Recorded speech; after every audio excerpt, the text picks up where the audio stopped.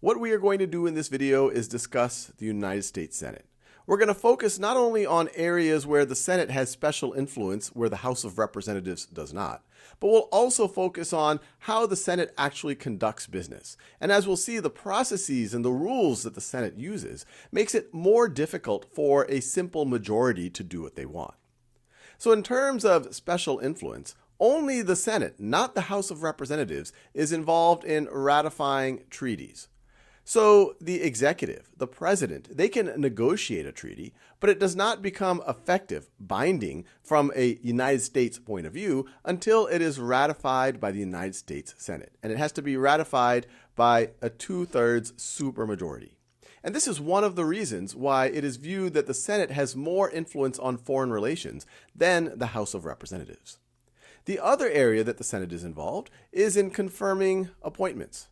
These could be appointments to the president's cabinet. These could also be judiciary appointments. It could be to lower federal courts or to the United States Supreme Court. The House of Representatives, once again, is not involved. But to appreciate just how things go through the Senate, whether we're talking about appointments or even if we're talking about general legislation, let's remind ourselves the overall process. So let's just say that this is a piece of legislation right over here. It could have been drafted by a staffer for a senator, maybe with help from some constituents or from some special interest groups, maybe some lobbyists, and it will be introduced to an appropriate committee by a senator or by a group of senators. For example, if this legislation is about the armed services, it would go to the Armed Services Committee. Now, the committee could decide to have some hearings around the legislation.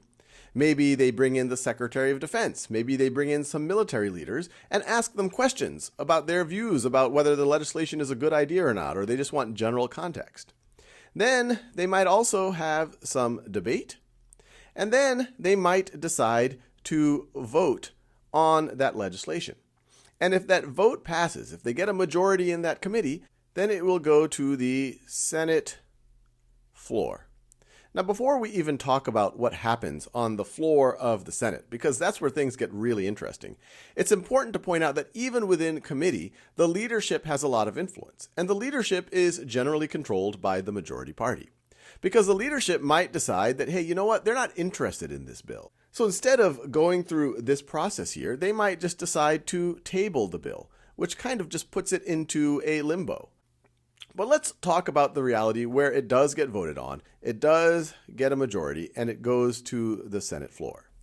Now, what's going to happen next in the Senate floor is a debate over that bill. And I'm writing debate in caps because the Senate is famous for its debates.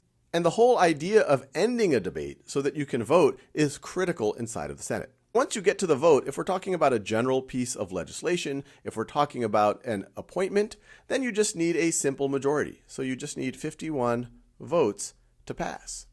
Now, some of you might be saying, wait, hold on a second. I've always heard that in the Senate, in order to do anything, you need a supermajority. You might have heard the 60 vote number. The reason why you hear that is because many times the folks who do not want to have a vote, especially if they think that the vote is going to go against them, that one senator or it could be a group of senators that say, hey, I want to keep debating on it. And this protracted debate is known as a filibuster, which is a very strange word. It was originally in reference to pirates, but it came to mean folks who are trying to hold up the legislation process.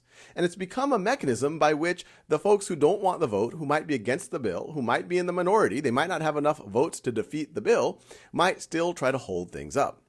Now, the reason why you've heard about 60 votes is because, generally speaking, that is how you stop a filibuster.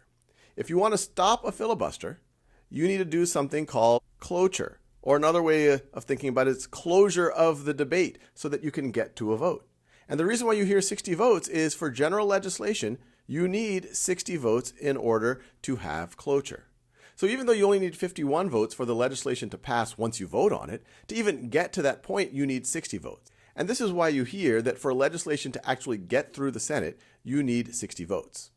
Now, there is an exception to this, and that exception is around appointments. Prior to 2013, in order to have cloture for an appointment, you also needed 60 votes. But in 2013, it was decided that for non-Supreme Court appointments, you only needed 51 votes for cloture. And then in 2017, this was extended also to Supreme Court appointments. And so now for appointments, you only need 51 votes for cloture to end a filibuster. And of course, you only need 51 votes for the confirmation. So functionally, you just need a simple majority now in the Senate for confirmations.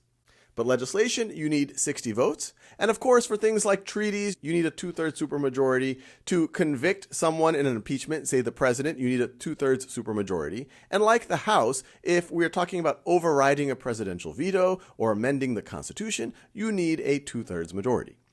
Now, what I've just talked about, it isn't extensive, it isn't exhaustive of all of the processes in the Senate.